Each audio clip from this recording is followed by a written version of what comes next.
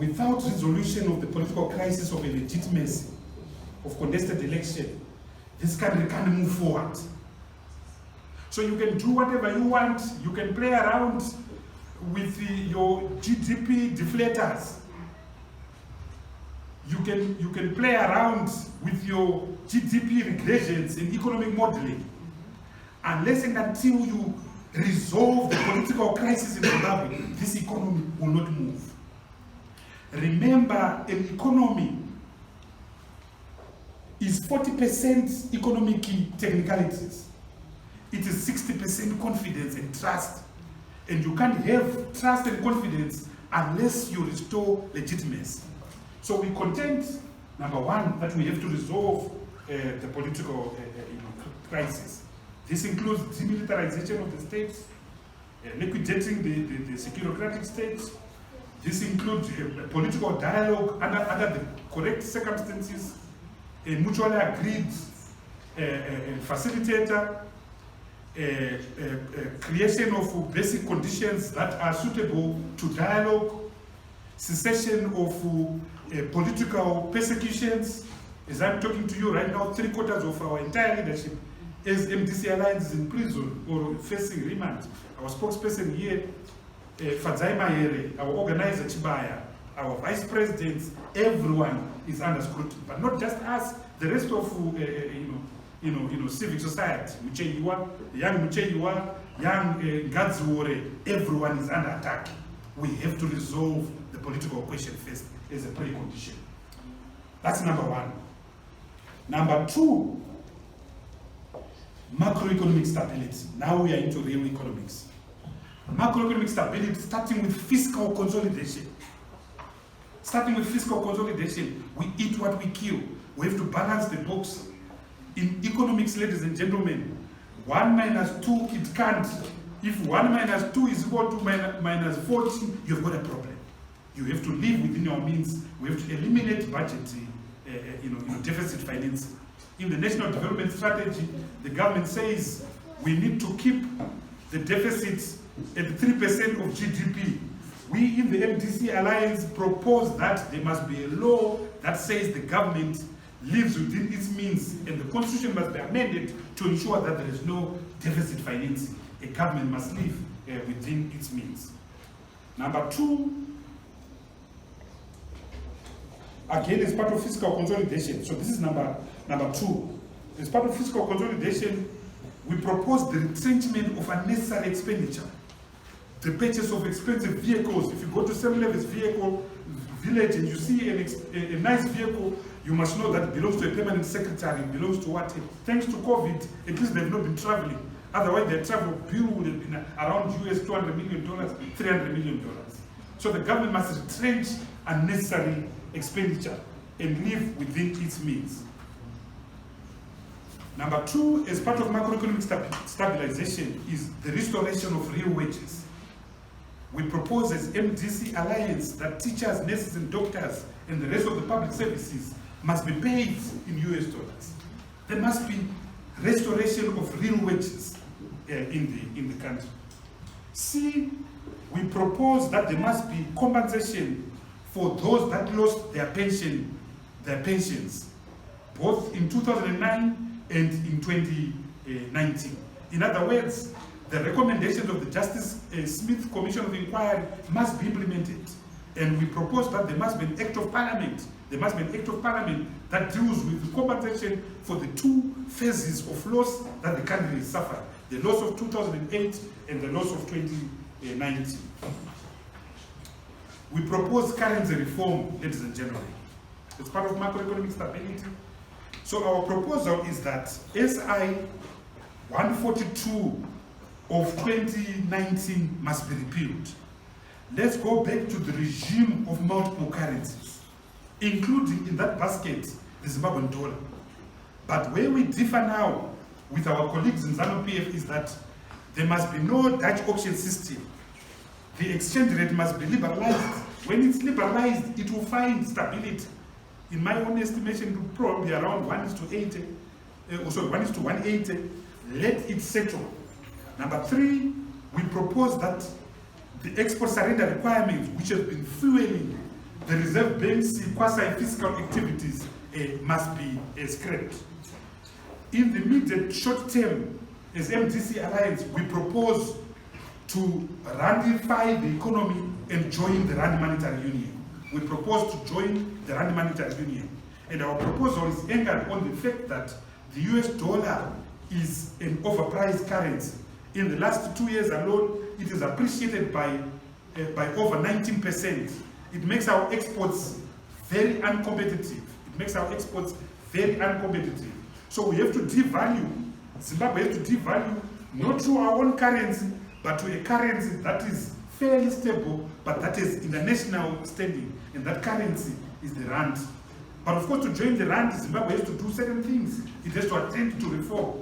There must be convergence of fiscal figures and monetary figures. In other words, Zimbabwe should not export its illness, its economic illness, to the Rand Monetary Union region.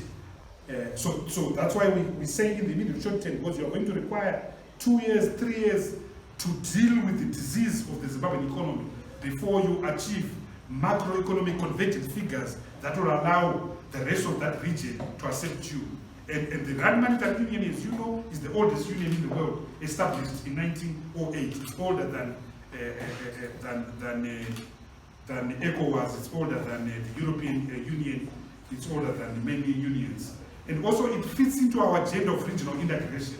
The way to go is regional integration. Remove all borders, remove passport controls, let there be free movement of goods and services. So joining the Rand Monetary Union facilitates that. So that's why that's our proposals in the long term. Reform of the RBZ. We believe that the RBZ has been a rogue bank. Right now, as I'm talking to you, they borrowed without approval of Parliament US $5 billion. They've borrowed huge amounts of money, about $1.5 billion, to finance the Dutch auction system. So the money you see being sold at the auction system every Tuesday is actually coming from the African Import-Export Bank, but yet they've not gone to Parliament. So the Reserve Bank has to be reformed, and reformed fundamentally, so that it remains to a narrow core business. A narrow core business, which is just number one, management of the exchange rate, two, management of monetary policy, number three, management of the national payment system, the RTGS. The issue, the MDCA Alliance will win from the Reserve Bank the issue of regulation of the banking sector. We don't believe that you can be a registrar of banks, you register banks, then you regulate them. So as we proposed in our smart document, we intend to establish a giant fiscal authority that will look and oversee the activities of the banking sector and the activities of all listed securities, all companies on the stock exchange. We propose to establish this oversight board. So that's number two, macroeconomic stability on our 10-point plan. Number three is the land question. Some of you will wonder why the land question is economics. The land question is economics because we've got dead value in land. Land is dead capital. It has no use value, it has no exchange value in Zimbabwe.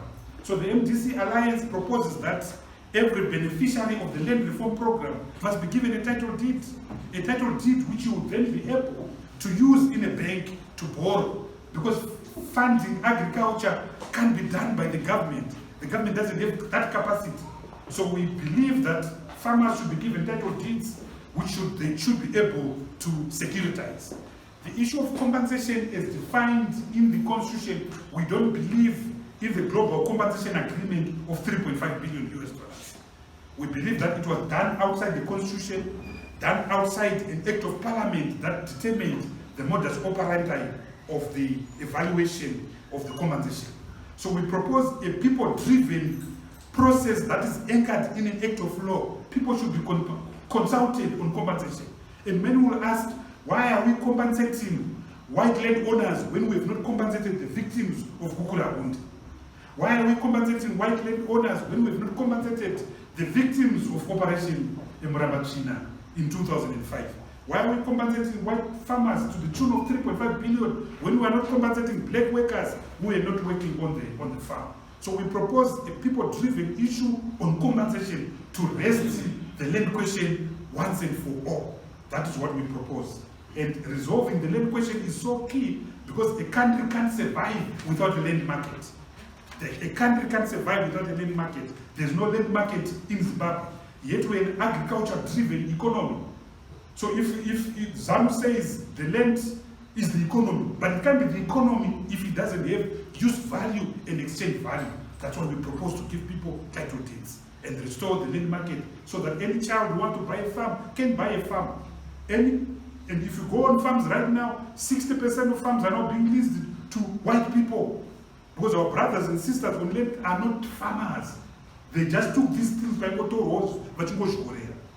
I'm not saying all of them. There are few decent farmers, and I know a few of them. Reika Okonde, for instance, excellent farmer in Mashonaland East. There are few scattered across the provinces, but very few and too few. So to ensure that there are other entrants, let's restore the land market. So it's something that we are very clear as MDCA Alliance. The next, I think it's number 4, I'm not sure, is the debt question. The debt question, ladies and gentlemen, is a developmental issue. It is a developmental issue. Zimbabwe owes external debt of around US $12 billion. But because we owe US $12 billion, we cannot access the huge amounts of money that are sitting at the World Bank, that are sitting at the African Development Bank, that are sitting in international banking circles, in private markets, because our risk profile is too high. So we need to resolve the debt question as a way and means of accessing the huge amounts of money that are sitting at the World Bank, that are sitting at the African Development Bank, that are sitting, of course, at the IMF, and that are sitting with the Paris Club of lenders, the different lenders, like the European Development Bank, the BRICS Bank, the China Exim Bank, and so forth. So resolution of the debt question is critical.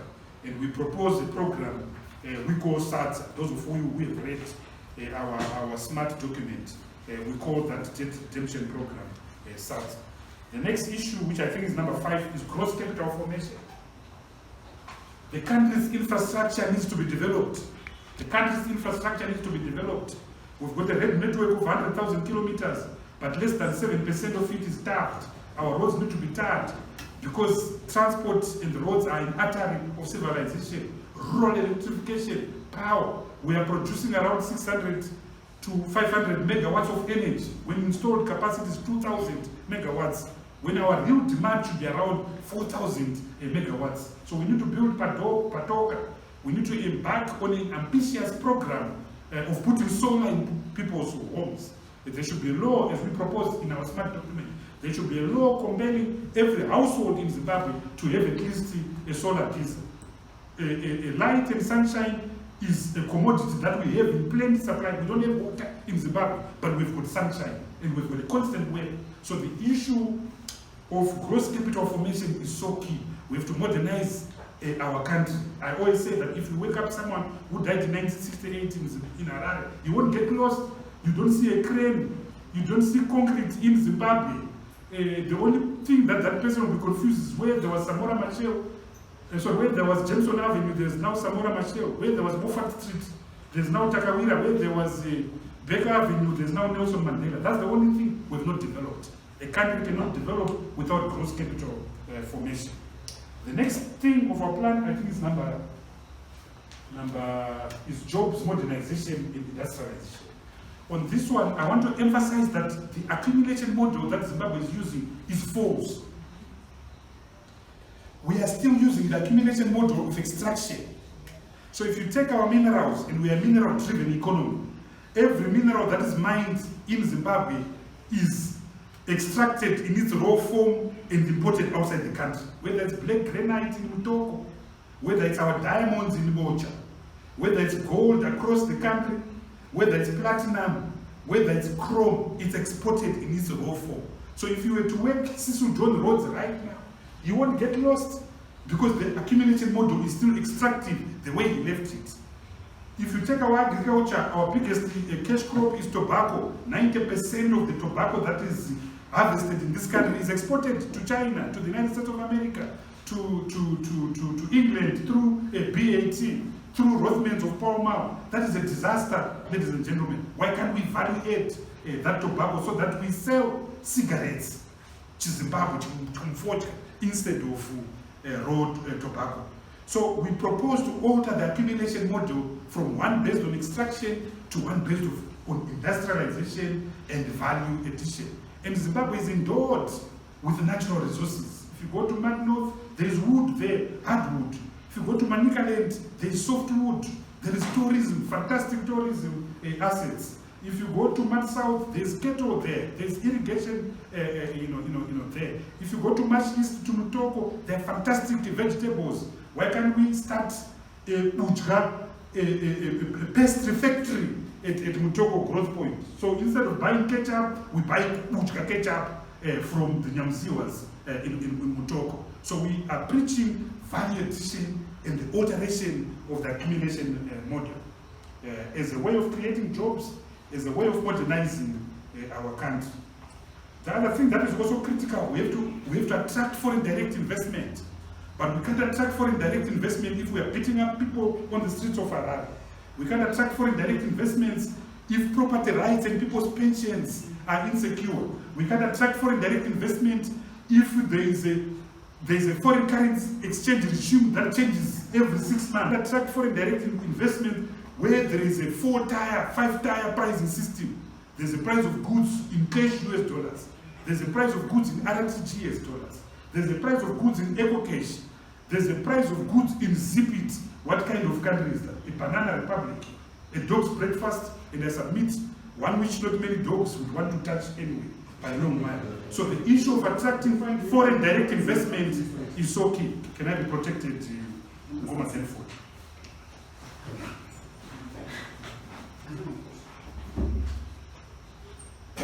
So that's under modernization in industrial. You will see these things in our paper. The next thing, which I think is number 7, I think I'm now here, so I'm almost through, is the development and urbanization of rural areas. We call it DURA. It's a sad indictment, ladies and gentlemen, that 40 years after independence, 70% of our people still live in the rural areas in huts, grass-thatched huts. It is an indictment, ladies and gentlemen, that only 30% of our people have access to electricity. It is an indictment, ladies and gentlemen, that 46% of the population of Zimbabwe still use the bush as an ablution. And in some of the provinces like Mashonaland Central and Matabeleland North, as high as 79% of the population use the bush as a toilet. So the development and urbanization of rural areas is key. We need to build roads in rural areas, tarred roads. We need to build and electrify the rural areas. We need to put markets there so that people in the rural areas don't have to come to Harare, to Mambazonge to sell their products. Why should someone in Karoi drive all the way to Harare to sell his tobacco? Why should someone in Togo drive all the way to Mbaremsika to sell his tomatoes? It is not all, ladies and gentlemen. So the development and urbanization of rural areas is a key developmental thrust of the MDCA Alliance. The next thing connected to that, number 8, I'm now on number 8, I don't see it there, is of course the social service delivery. Here I'll be very quick, the issue of restoration of dignity of our people through the right to education, section 76 of the Constitution, the right to a clean environment, the right to water, section 77 of the Constitution, the right to health, section 75 of the Constitution. So the social agenda is about dignity, restoring dignity to our people by ensuring that they've got a right to food, a right to agriculture, a right to health, a right to a clean environment, a right to water, and a right to education. We place education at the center of everything. Without education, there's no country. And this is why in our documents we argue that the Abuja Declaration, which demands 15% of the budget should go to education, should be respected. Then number 9, the industrial revolution and digitization. Zimbabwe must be a tech-driven economy through the use of block technology in finance and banking, in identity management, in asset registration, in crypto assets, and in revenue collection. It is a crime, ladies and gentlemen, that we still have to queue for birth certificates and passports. Very soon we'll be attending to voter registration. Why do we have to do that? When you are born, you are supposed to be given a social security number. That social security number becomes your ID, your voter number. That social security becomes your identity at school. And these things don't cost a lot of money. Modernization doesn't cost a lot of money. So we are very much for the fourth generation. Lastly, re-engagement with the international community. We push as MDCA Alliance that one of the preconditions of the restoration and returning of Zimbabwe back to prosperity is international re-engagement. But you can't engage with international partners when you are not prepared to play by the games of the international community. So you can't go to the international community when you are busy beating up your people, when you are busy abducting Joanna Mamombe, Netsai Marowa, Cecilia Chimpiri, arresting Fadzai Mahere, arresting Tsisi Dangarembo. It doesn't work and it won't work. So international re-engagement begins at home. It starts with the restoration of the social contract. You cannot love a foreigner, a Chinese or an American when you don't love the next door person. So, ladies and gentlemen, that's our 10-point plan. It's predicated on dialogue. Advocate Nelson Chamisa, Mr. Nangagwa, there must be genuine dialogue in this country. I thank you very much, ladies and gentlemen.